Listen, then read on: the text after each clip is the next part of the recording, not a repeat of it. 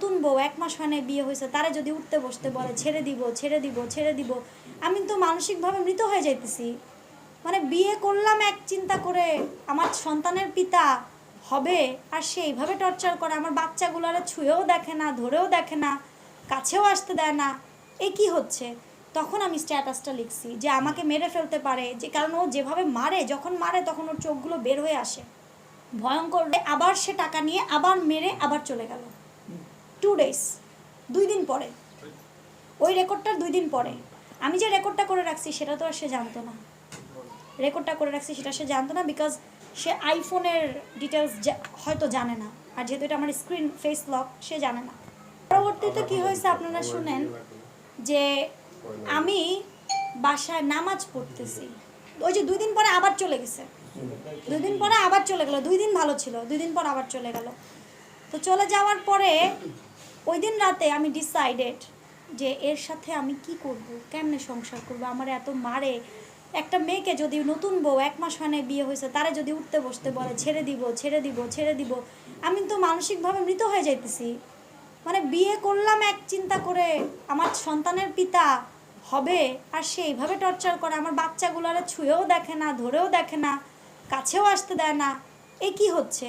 তখন আমি স্ট্যাটাসটা লিখছি যে আমাকে মেরে ফেলতে পারে, যে কারণ ও যেভাবে মারে, যখন মারে তখন ওর চোখগুলো বের হয়ে আসে, ভয়ঙ্কর রূপ। আমি ওই স্ট্যাটাসে এটাও লিখছি যে আমার বাসায় ওই যে আন্দোলনের সময় তো নেট বন্ধ হয়ে গেছে, আপনারা জানেন। তখন আমার বাসায় যে টেলিভিশনটা, ওটার স্ক্রিন চলে যায়। স্ক্রিন চলে যাওয়ার পরে আমি এখানে একটা শোরুম থেকে গিয়ে তাকে নিয়ে গিয়ে 80,000 টাকা দিয়ে স্যামসাংয়ের একটা টেলিভিশন কিনে নিয়ে আসি, কারণ যারা জায়ানের কষ্ট হচ্ছে, বাচ্চা মানুষ তো। আর জায়ানকে আমি ইসলামিক লাইনে পড়াবো, ওই যে আরবি সব কিছু দেখে আর কি, কি বলে আলিফ বা, তারপরে বিভিন্ন ছড়া, এগুলো শুনে। তো ছেলেটা হয়ে বোর হয়ে যায়, ওকে খাওয়াতে হয়, হেল্পিং হ্যান্ডটা খাওয়ায়, এগুলো ছাইরা। তো পরে আমি ইনস্ট্যান্ট ওই টিভি ঠিক করতে না দিয়ে আমি টেলিভিশন কিনতে গেছি, তাকে নিয়েই গেছি। টেলিভিশনটা নিয়ে বাসায় ঢুকছি, টেলিভিশন দেয়ালে যে ফিট করতেছে ওয়ার্কার বলি বা ওই শোরুমের ওরা, তারা ফিট করতেছে, সে ঘরে ঢুকেই বলতেছে, গালি দিয়ে, আমি গালিটা বলতে চাই না রাসেল মিয়া, গালি দিয়ে বলল, তোর কাছে তোর বাচ্চাদের প্রায়োরিটি বেশি, চাওয়ার আগে হাজির টিভি 80,000 টাকা দিয়ে। আমি বললাম, এগুলো কী বলতেছো তুমি কি পাগল? আমার এতিম বাচ্চা নিয়ে তুমি এগুলো বলো কেন? তুমি যখন যা চাচ্ছ তখন তা দিচ্ছি। তুমি ইলিশ মাছ খাবা, 1700-2200 টাকা কেজি ইলিশ মাছ এনে খাওয়াচ্ছি। তুমি পাঞ্জাবি লাগবে, ওই যে পরশু দিন না তার আগে একটা দিছে, ওর প্রত্যেকটা রিলিফ থেকে প্রত্যেকটা পাঞ্জাবি, আরং থেকে যে ড্রেসগুলো, প্রতিটা ট্রানজ্যাকশন তো আছে আমার কাছে। আমি তো আমার অ্যাকাউন্ট থেকে অথবা আমার বিকাশ থেকে আমি পেমেন্ট করছি, আছে তো ভাই, এগুলো তো আমার মুখের কথা না।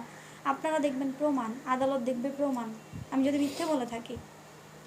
তো এই যে বিষয়গুলা, তারপরে সে যখন ওই টিভিটার কথা বললো, তখন আমি যখন বললাম যে আমার এতিম বাচ্চাদের, তখন একটা পর্যায়ে সে আমাকে এইভাবে করে ধাক্কা দিয়ে দেয়ালের সাথে ফেলে দিয়ে সে দরজা খুলছে। আমি বললাম, কোথায় যাচ্ছ? সে টেনে হিচড়ে ওই যে 2টা লোক যে টিভি সেট করছে তাদের সামনে আমাকে বেধম পিটাইলো, তারাও সাক্ষী আছে, এখনও আছে তারা এই এলাকারই, বেধম পিটাইলো সেই টেলিভিশন আমাদের সামনে। আমি তখন অবাক হয়ে গেলাম, আমার বাসায় ছুটা বুয়া কাজ করতেছে, শেষ পর্যন্ত আমি বুয়া এবং ওয়ার্কারদের সামনে মার খেলাম। তারপর সে বের হয়ে গেল, আমি তাকে আর ফোন দিলাম না। ওই রাতেই আমি ডিসাইড করলাম, এর মধ্যে আবার আমার বাবা স্ট্রোক করে, আমার বাবার এক পাশ প্যারালাইজড হয়ে যায়, হসপিটালে আব্বু অ্যাডমিট, আব্বুর পিছনে লক্ষ লক্ষ টাকা যাচ্ছে।